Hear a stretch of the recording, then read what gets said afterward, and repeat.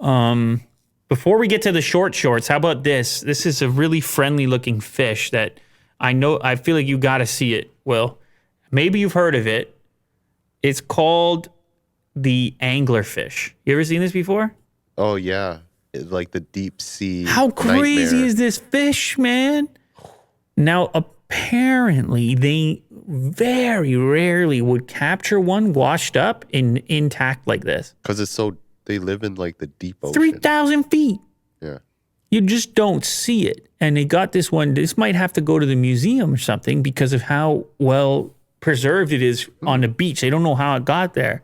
Now, what's special about this fish is the thing that's on its head.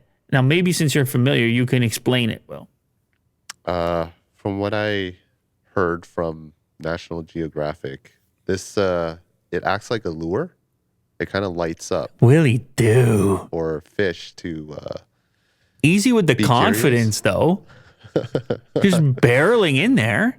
Yeah, and then it's right in front of their face. So if a fish gets close, they can just eat it. Anglerfish, so it's an angler. Sure, it goes fishing. It's a light. It lights up that little part on the head to lure the fish to its absolutely terrifying mouth.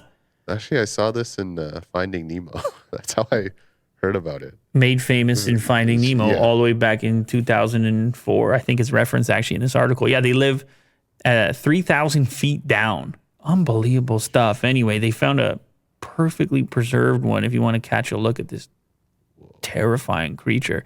If this thing existed on land, if this thing with legs was just at night, it could just scurry past you. Oh.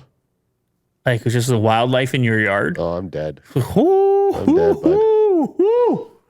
It's amazing. They're so deep in the ocean, you don't worry about it. But what a wild, it lures you in with the light. All of a sudden, the light, and you're hypnotized and you can't get away. You're like, I go towards the light.